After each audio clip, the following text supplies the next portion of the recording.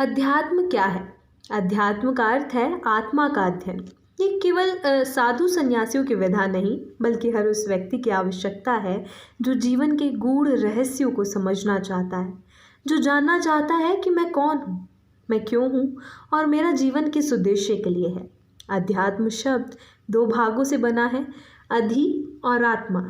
अधि का अर्थ है ऊपर या श्रेष्ठ, और आत्मा का अर्थ है वो चेतन सत्ता जो शरीर को चलाती है। इस प्रकार अध्यात्म का वास्तविक अर्थ हुआ आत्मा से ऊपर उठकर परमात्मा की ओर बढ़ना। ये एक यात्रा है, बाहर से भीतर की ओर, संसार से ईश्वर की ओर।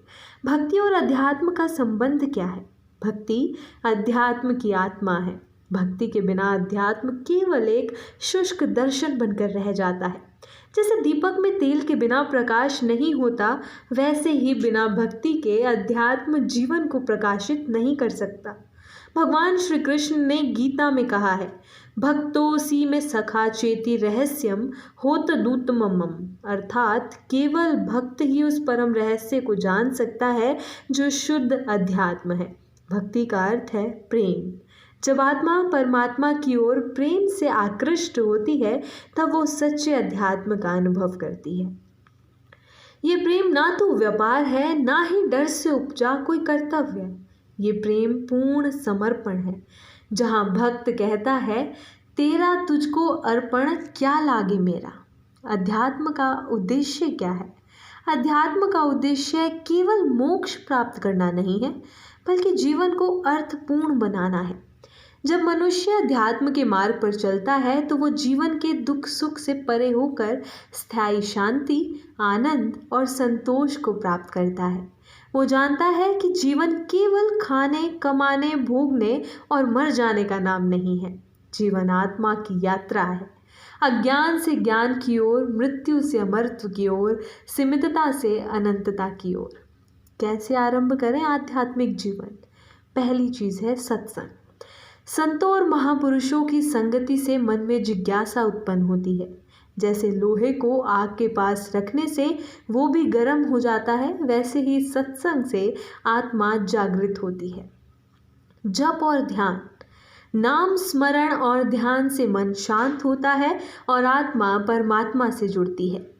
भगवान का नाम अमृत के समान है। नाम जपत मंगल दीसा दसो। पवित्र आचरण, सत्य, अहिंसा, करुणा और संयम जैसे गुणों का पालन आध्यात्मिक जीवन की नींव है। बिना नैतिकता के अध्यात्म केवल ढोंग बन जाता है। सेवा। निस्वार्थ सेवा से हृदय शुद्ध होता है। जब हम दूसरों की पीड़ा को अपनी मानकर सेवा करते हैं, तब हमारा हृदय ईश्वर का मंदिर बन जाता है। ईश्वर में श्रद्धा, विश्वास ही अध्यात्म की डोरी है। जैसे बच्चा अंधेरे में भी माँ का हाथ पकड़कर निडर हो जाता है, वैसे ही भक्त ईश्वर में विश्वास करके संसार के भय से मुक्त हो जाता है। अध्यात्म का फल क्या मिलता है? जो व्यक्ति अध्यात्म को अपने जीवन में अपनाता है, उसका जीवन शांत, सरल और आनंदमय हो जाता है। वो भीतर से पूर्ण हो जाता है, भले ही बाहर कुछ भी अधूरा हो। वो जानता है कि शरीर नश्वर है, पर आत्मा अजर अमर है। वो ना तो किसी के दुख से डगमगाता है, ना ही सुख में फूला समाता। अध्यात्म कोई बोझ नहीं है, ये जीवन की सबसे सुंदर यात्रा है। ये वो संगीत है जो आत्मा को ईश्वर से मिलाता है। ये वो दीप है जो अज्ञान के अंधकार को मिटाता है। ये वो अमृत है जो जीवन को मृत्यु से परे ले जाता है। जिस दिन हम अपने भीतर झांक कर ये जान लेंगे कि मैं आत्मा हूँ, ये शरीर मेरा माध्यम है, उसी दिन अध्यात्म की शुरुआत हो जाएगी। और जब ये आत्मा परमात्मा में समाहित हो जाएगी, वही होगा मोक्ष, वही होगी पूर्णता।